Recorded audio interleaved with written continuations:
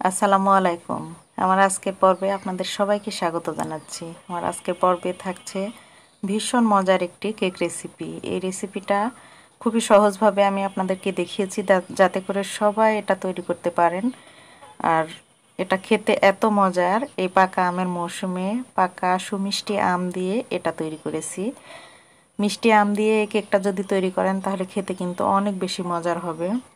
আর এটা দেখতেই পাচ্ছেন কতটা পারফেক্ট হয়েছে। এভাবে যদি প্রত্যেকটা স্টেপ ফলো করে আপনারা তৈরি করেন তাহলে ঠিক এরকমই পারফেক্ট একটি কেক আপনিও তৈরি করতে পারবেন। চলুন রেসিপিটি দেখে নিই।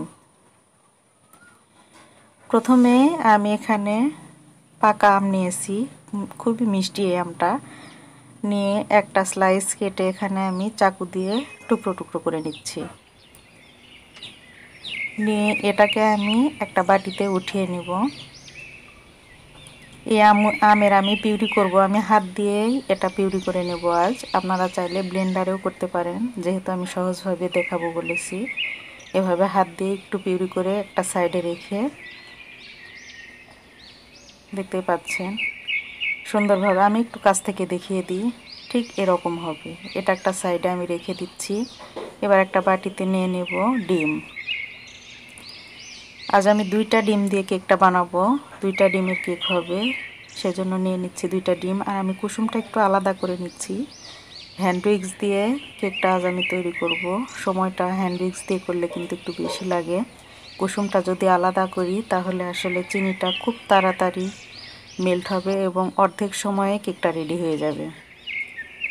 এখানে নিয়ে নিচ্ছি 1 কাপ উঁচু করে চিনি নিয়েছি। আমি পুরোটা একবারেই দিয়ে দিচ্ছি। আপনারা মিষ্টিটা কম খেতে চাইলে মুখ সমান করে দিতে পারবেন। একটা হ্যান্ড উইক্সের সাহায্যে আমি 5-6 মিনিট এটাকে একটু বিট করে নেব। 5-6 মিনিটের মধ্যেই কিন্তু সুন্দরভাবে, দেখতে পাচ্ছেন, একটা ফোমি টেক্সচার আসবে এবং সাদা হয়ে যাবে। চিনিটাও কিন্তু গলে যাবে। চিনিটা খুব ভালোভাবে গলে গেলে কুসুম 2টা দিয়ে দিচ্ছি। দিয়ে এটাকে মিনিট খানেক একটু ফেটিয়ে নেব। জাস্ট মিশে আসলেই হয়ে যাবে। যখন কুসুমটা মিশে যাবে এই পর্যায়ে দিয়ে দিব তেল। আমি 1/4 কাপ তেল দিয়েছি, দিয়ে তেলটাকেও একটু মিশিয়ে নিচ্ছি। এবারে আমি ময়দা অ্যাড করব। এর জন্য একটা চালনিতে নিয়ে নিচ্ছি 1 কাপ ময়দা আর দিয়ে দেব 2 চামচ বেকিং পাউডার। 1 কাপ ময়দার জন্য এই রেসিপিতে 2 চামচ বেকিং পাউডারই লাগবে। এই কেকের ব্যাটারটা কিন্তু একটু ঠিক হয়, ভারী হয়, তাই 2 চামচ বেকিং পাউডার দিলে কেকটা কিন্তু একদম পারফেক্ট হবে। প্রথম ধাপে আমি অর্ধেকটা ময়দা মিশিয়েছি, একটু মিশিয়ে নিচ্ছি। নিয়ে এখানে 1/4 কাপ পিউরি দিয়ে দিলাম আমের, যেটা আমি হাত দিয়ে করে রেখেছিলাম। এর থেকে বেশি কিন্তু পিউরি কোনোভাবে অ্যাড করা যাবে না, তাহলে কিন্তু কেকটা মোটেও ভালো হবে না। বাকি যে ময়দাটুকু ছিল সেটা এখানে আমি চেলে দিয়ে দিচ্ছি। অবশ্যই ময়দাটা চেলে ইউজ করবেন, তাহলে কেক কিন্তু একদম পারফেক্ট হবে। দিয়ে দিলাম সামান্য লবণ, দিয়ে এটাকে আবারও মিশিয়ে নেব।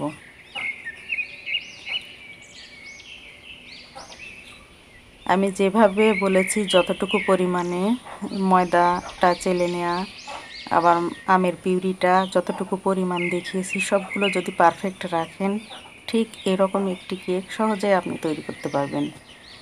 দেখতে পাচ্ছেন সুন্দরভাবে ময়দাটা মিশে গেছে। এই পর্যায়ে আমি আমের একটা সাইড থেকে একটা স্লাইস নিয়ে আমি পুরোটা এরকম ছোট টুকরো করে কেটে নিচ্ছি। এটা আমি পুরোটা এখানে ইউজ করব। এই আমটা এভাবে দিলে আসলে প্রত্যেকটা বাইটে বাইটে কেকটা যখন খাবেন এত বেশি মজা পাবেন। আমের, পাকা আমের যে টেস্ট, ফ্লেভার, সব কিছু প্রত্যেকটা বাইটে বাইটে পাবেন। আর এত মজার লাগে খেতে, আসলে বাসায় যদি ট্রাই করেন তাহলে এর স্বাদটা উপভোগ করতে পারবেন। এই কেকটা আমি একটা সসপ্যানে বেক করব। তার জন্য একটা সসপ্যান নিয়ে 1 চামচ মতো তেল দিয়ে ব্রাশ করে নিলাম। এবারে দিয়ে দিচ্ছি ময়দাটা খুব ভালোভাবে ছড়িয়ে বাকি যে ময়দাটুকু রয়ে গেছে এটা আমি ঝেড়ে ফেলে দিচ্ছি। এভাবে আমি সসপ্যানে করছি, আপনারা চাইলে মোল্ডেও করতে পারবেন। পুরো ব্যাটারটা আমি সসপ্যানে ঢেলে দিচ্ছি। দিয়ে এটাকে কয়েকবার একটু ট্যাপ করে নেব যাতে এর মধ্যে থাকা বাতাসগুলো সুন্দরভাবে বেরিয়ে আসতে পারে। এভাবে ট্যাপ করে নেবেন অবশ্যই। চুলায় একটা তাওয়া বসিয়ে দিয়েছি, আমি 5 মিনিট আগে তাওয়াটা হিট করতে দিয়েছি, মিডিয়াম আঁচে তাওয়াটা হিট করে নিয়েছি। এবার এটাকে ঢাকনা দিয়ে ঢেকে আরও 5 মিনিট এটা মিডিয়াম লোতে করে জাল করে তারপর একদম লোতে করে দিয়ে আমি 1 ঘন্টা এটা বেক করেছি। 1 ঘন্টা পর আমি ঢাকনাটা খুলে নিচ্ছি। আমি দেখেই বোঝা যাচ্ছে কেকটা পারফেক্টলি বেক হয়েছে, তাও আমি একটু চেক করে নিচ্ছি। সুন্দরভাবে কেকটা আমার হয়ে গেছে। এবার ঢাকনা দিয়ে ঢেকে রেখে দিচ্ছি 10 মিনিটের জন্য। 10 মিনিট পর আমি আপনাদের সাথে শেয়ার করছি। দেখতেই পাচ্ছেন এখনও কিন্তু কেকটা আমার গরম আছে, সুন্দরভাবে কেকটা হয়ে গেছে। আমি একটু সাইড থেকে চাকু দিয়ে ছাড়িয়ে নিচ্ছি। কেকটা যেহেতু আমি চুলায় করেছি, উপরের কালারটা এরকমই থাকবে, এর থেকে বেশি কালার আসবে না, আর নিচের কালারটা অনেক বেশি সুন্দর হবে। কেকটা একটা প্লেটে আমি ঢেলে নিচ্ছি। 2-3 বার এভাবে একটু ট্যাপ করলেই দেখবেন সুন্দরভাবে কেকটা খুলে আসবে। এটা কতটা সুন্দর হয়েছে দেখেই বুঝতে পারছেন আপনারা অবশ্যই। আমি একটু কাছ থেকে দেখিয়ে দিচ্ছি এটা কতটা সফট, দেখুন খুবই পারফেক্ট হয়েছে কেকটি। এভাবে রেসিপিটি ফলো করলে দেখবেন এরকমই কেক অনায়াসে রেডি করতে পারবেন। যেটুকু একটু কালো হয়েছিল সেটা আমি উঠিয়ে নিয়েছি। এবারে চাকু দিয়ে একটু কেটে আপনাদের সাথে শেয়ার করছি।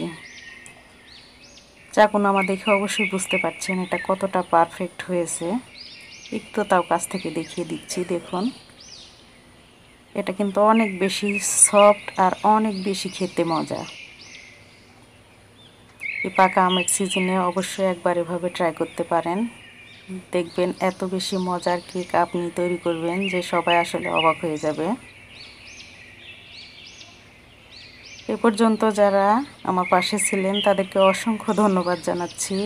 আর রেসিপিটি যদি ভালো লাগে অবশ্যই লাইক, কমেন্ট অ্যান্ড শেয়ার করবেন, আর সাবস্ক্রাইব করে পাশে থাকা বেল আইকনটিতে একটা ক্লিক করবেন, তাহলে আমি পরবর্তী ভিডিওগুলো ছাড়ার সাথে সাথে আপনার কাছে আগে পৌঁছে যাবে। ধন্যবাদ।